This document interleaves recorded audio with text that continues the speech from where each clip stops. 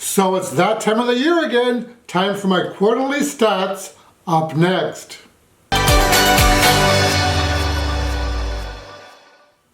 Well, hey friends, my name is Roger and welcome to my channel, Rogers Reads. So every quarter I create a video where I talk about the top 5 books I read during those quarters. So here is the list of the 5 books for the first quarter of 2019. But before I delve in, I'm going to go over some stats for those of you who are data junkies like myself. So in the first 3 months of this year, I ended up reading 44 books. Of those books, 10 were contemporary, 14 were fantasy, 1 was historical fiction, and 6 were horror and suspense. 7 LGBT-themed books, 6 nonfiction, and 2 urban fantasy. And as for age range, 25 of those books were adult, 1 was middle grade, and 21 young adult. So adult and young adult were pretty evenly matched. As for the format, 6 of those books were audiobooks, 8 were ebooks, 1 graphic novel, 24 hardcover, and 8 were trade paperback. 12 of those books were advanced reader copies, 1 was a freebie, like a freebie of the day, 21 I borrowed from the library, and 14 I purchased. So I'm not doing too bad. I borrowed more books from the library than I ended up purchasing. Okay, so on to the 5 books. So the first book is The Winter of the Witch by Kathleen Arden.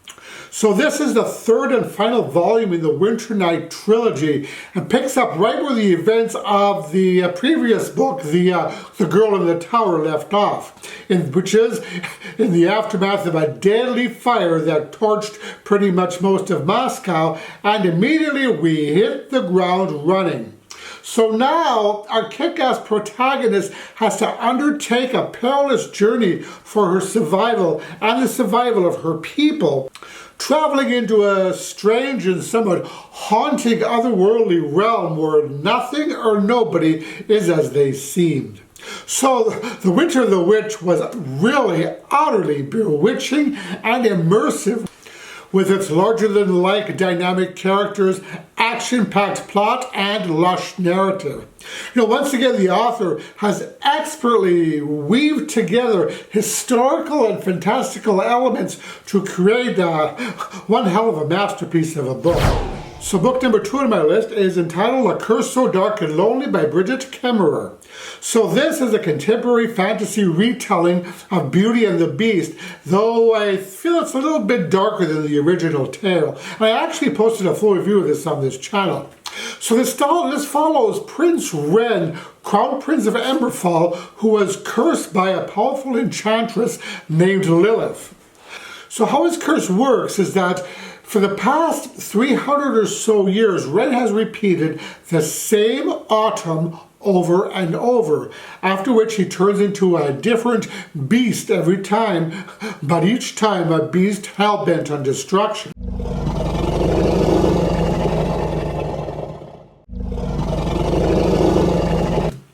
Now the stipulation of the curse is that it can be broken only if a woman falls in love with him before the end of autumn. And each season, our prince's compatriot, Gray, who has the power to travel between worlds, travels to our world and brings back a woman for Ren in the hopes that perhaps this time she'll be the one. But of course, it's rather difficult for a bloodthirsty beast to woo a woman. So Ren has not been very successful in that department until a woman named Harper comes into the picture. But there's a lot more going on here than just Prince Ren's curse.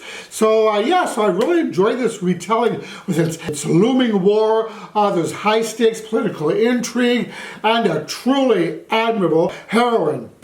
So this is probably one of my favorite imagining/retellings that I've come across, and a favorite book that I read this first quarter. So next up is Vicious by V.E. Schwab. So this story follows 2 college roommates, Victor and Eli, who after some rather dangerous experimentation, both end up developing extraordinary superhuman abilities.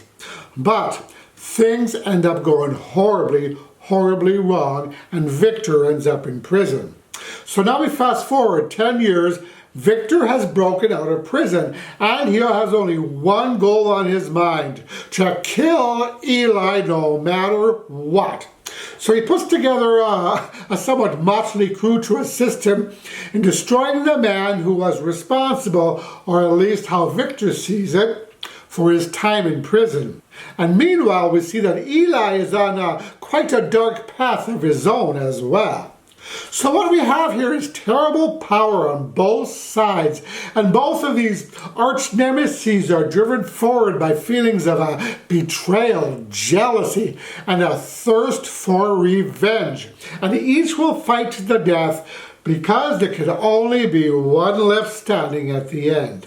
And I'm actually planning on reading the second book in this series, Vengeful, this month, which is April.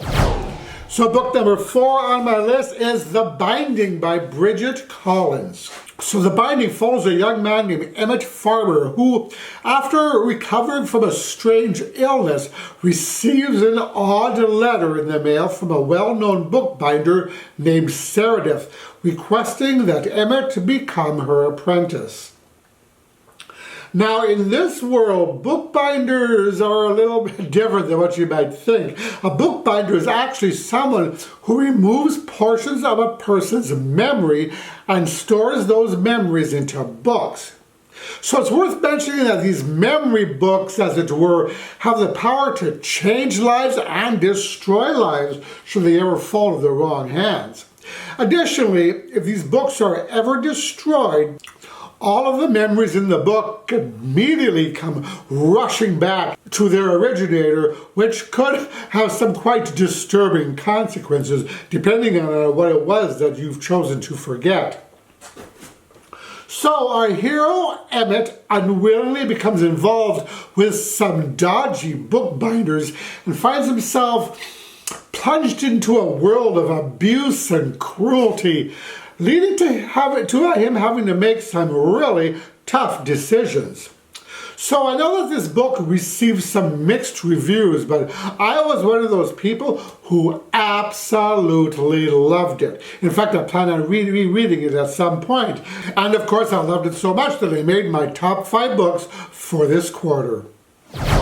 And number 5 is Sushi by Madeline Miller. So this follows Circe, the infamous nymph, witch, and daughter of Helios, the Titan sun god. So one day she discovers that she has the power of witchcraft, in which she can transform her rivals and enemies into monsters. So she does. Hell, can you blame her? There are some enemies that I digress. So to punish her, Zeus and her father banish Circe to a deserted island. And it's here on this island where she encounters and gets involved with several famous mythological figures, such as there's Hermes, Athena, Medea, the Minotaur, and of course Odysseus. Circe is known for her relationship with him. So Circe ends up being quite a complex character, being caught between the world of men and gods and trying to make sense of her out of her own immortality in the process. It was kind of nice to see this other side of Circe. She's so often villainized in stories and portrayed as this evil, heartless creature.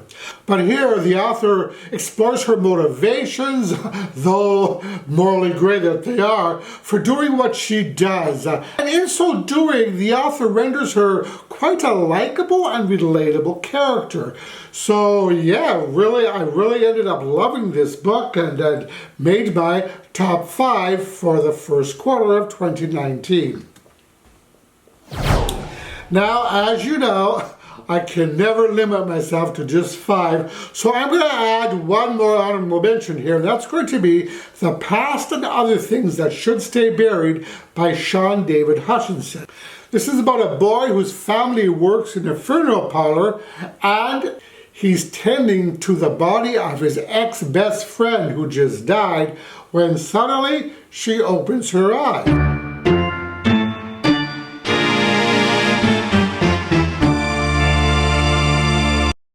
Alive. Well, not really alive, but not really dead either. And yeah, this was a new release of Mr. Hutchinson's book this year, and I really ended up loving it. And I'm not going to tell you too much more, lest I spoil it. So that is it for my top 6 books of 2019. How about you? What are some of your favorites thus far this year? Let me know in the comments. And I think that'll do it. As always, I thank you so much for watching. I really appreciate all of your support. And if you like this video, I ask that you please click the like button below, as it really helps my channel out. And that about does it. I will talk to you in the next video. Roger and out.